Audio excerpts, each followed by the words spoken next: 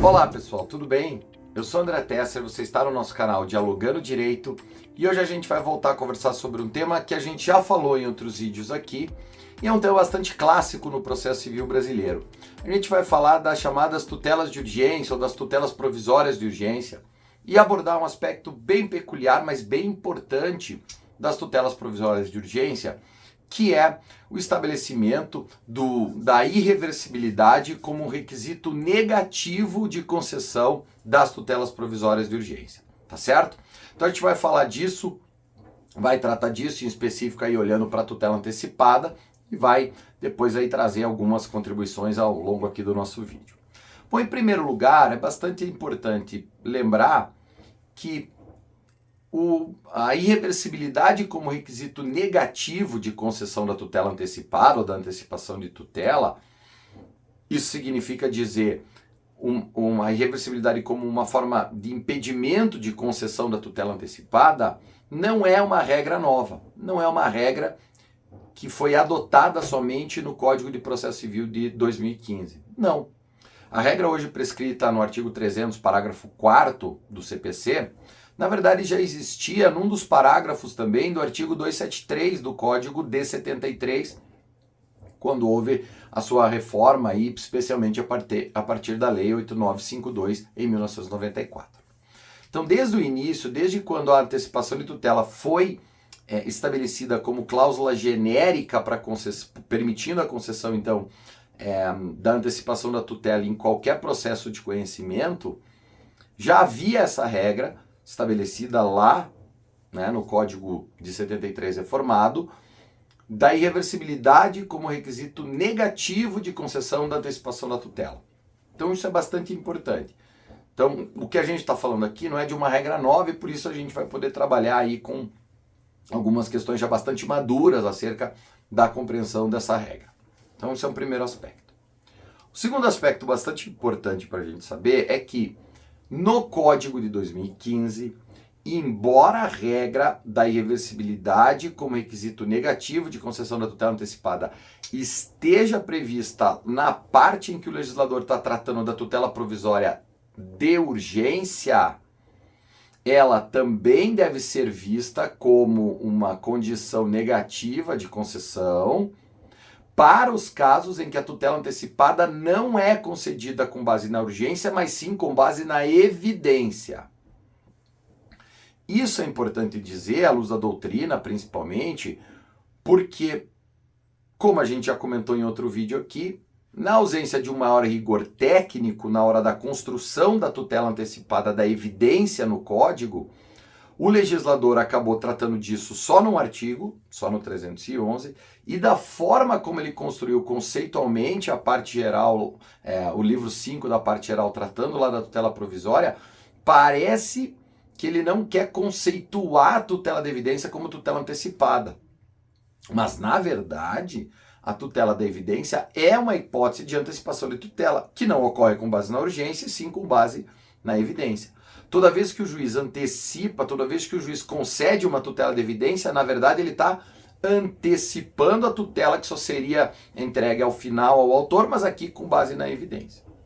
Então, a irreversibilidade como requisito negativo de concessão da tutela antecipada, ela vale tanto para os casos em que a tutela antecipada é concedida com base na urgência, quanto para os casos em que a tutela antecipada é concedida com base na evidência. Pelo menos deveria ser assim.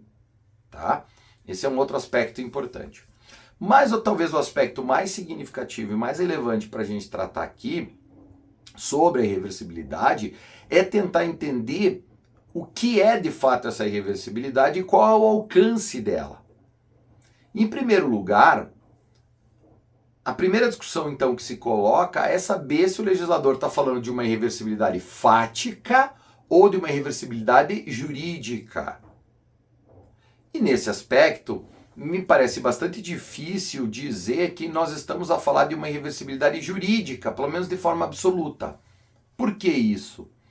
Porque toda decisão que concede uma antecipação de tutela é uma decisão dada com cognição sumária. seja no caso da evidência ou seja no caso da urgência, tá? Nunca é com cognição exauriente. Isso significa dizer, então, que a qualquer tempo, sobrevindo uma decisão de mérito com cognição exauriente, é juridicamente possível que essa decisão que concedeu a tutela antecipada venha a ser revogada, reformada, invalidada, etc. E, portanto, a tutela antecipada não seja juridicamente irreversível em hipótese alguma, pelo menos de forma geral. E por que se está a falar disso? Porque, de fato, a liminar, por exemplo, que concede a tutela antecipada, está sempre sujeita a uma confirmação, por exemplo, na sentença. Então isso é bastante importante. Mas isso não significa dizer que não existam alguns tipos de provimentos jurisdicionais que, ao alterarem ou criarem ou até mesmo extinguirem alguns estados jurídicos, o façam de forma irreversível, de maneira que isso impediria a concessão da tutela antecipada. O professor Ovidio Batista da Silva trabalhava muito bem com isso, ao falar que determinados provimentos constitutivos, né, que são aqueles que criam, extinguem ou modificam relação jurídica ou estados jurídicos, esses provimentos são, de fato, juridicamente irreversíveis e, portanto, não admitem antecipação. Vou tentar dar um exemplo aqui. O divórcio, por exemplo, né? Típico provimento constitutivo negativo porque ele extingue o matrimônio. O divórcio não pode ser objeto de uma liminar de antecipação justamente porque esse estado jurídico de divorciado que cria o divórcio, que o divórcio estabelece, ele não é mais irreversível sob o ponto de vista para aquela relação matrimonial. Então, imagine que situação maluca seria pensar o contrário, né? Admitindo que um sujeito possa ser liminarmente divorciado e, então, possa, desde já, por exemplo, cometer novo matrimônio, casar de novo, mas essa decisão concedeu o divórcio aqui tenha que ser revista depois por uma sentença de mérito que pode ser contrária a ela. Imagine essa hipótese, o sujeito ficou liminarmente divorciado, casou de novo, veio a sentença, revogou a liminar que deu o divórcio para ele e agora ele está casado de novo com a primeira pessoa? Como é que vai fazer esse segundo casamento? Então não dá. Juridicamente, esse provimento constitutivo ele é irreversível, de maneira que também é impossível, portanto, que ele seja antecipado. Então existem alguns provimentos jurisdicionais que, se concedidos, criam ou estabelecem, enfim, extinguem até alguns estados jurídicos que são absolutamente incompatíveis com a antecipação. Porém, então, nós podemos dizer que quando o legislador está falando da irreversibilidade como requisito negativo, ele está abordando muito mais um aspecto fático do que propriamente jurídico.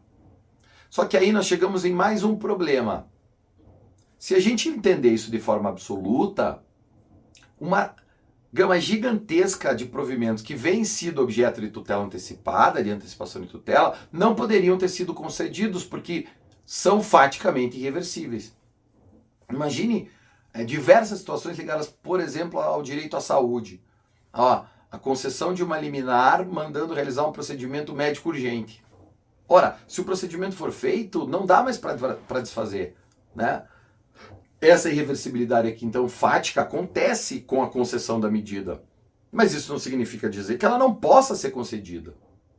E como é que eu faço, então? E aí a doutrina e a jurisprudência, já de algum tempo, determinam ou encontraram uma solução para dizer que nesses casos, especialmente naqueles em que há risco de irreversibilidade recíproca, ou seja, se eu não conceder a medida, acontece alguma coisa faticamente irreversível, e se eu conceder a medida, isso também acontece. Por isso que esse exemplo dos casos do direito à saúde é bastante relevante, porque se não for concedida a liminar mandando fazer o procedimento médico de emergência, a parte pode até morrer, eventualmente, né? Agora, se conceder também a medida e o procedimento for realizado, não dá para desfazer. Então esse é um típico caso em que há irreversibilidade recíproca. E aí doutrina e jurisprudência dizem há bastante tempo já que nesses casos o juiz deve, com a técnica da ponderação e da proporcionalidade, realizar aqui uma espécie de avaliação para decidir o que é mais relevante, qual é o risco maior de irreversibilidade, e aí sim dar a decisão. e deve fazer isso de forma fundamentadamente ou de forma especificamente fundamentada, de uma fundamentação um pouco mais robusta, como aliás prescreve hoje o artigo 489, parágrafo 2º do Código de Processo Civil, quando fala na colisão de normas. Então é por isso que nesses casos, né, quando o juiz se depara com o risco da irreversibilidade recíproca, nos casos, por exemplo, que a gente está falando aqui do procedimento médico de urgência, normalmente ele vai determinar que isso aconteça se encontrar indícios probatórios suficientes ali. Por quê? Porque o risco da irreversibilidade recíproca ou do evento nesses casos, morte ou agravamento da saúde da parte, ele é menor do que o risco meramente, entre aspas, financeiro do plano de saúde ou do próprio Estado, enfim, do réu que vai ter que suportar os custos desse procedimento médico de emergência. Então, na verdade, quando a gente está falando de irreversibilidade como um requisito negativo, é preciso lembrar dessa questão também da irreversibilidade recíproca e da forma pela qual, segundo a doutrina e a jurisprudência, o juiz deve enfrentar esses casos, tá certo? Espero que tenha sido legal, espero que tenha sido proveitoso para vocês. Não esqueçam de se inscrever no nosso canal, apertar o sininho para saber quando tem vídeo novo subindo, para a gente continuar dialogando direito. Obrigado.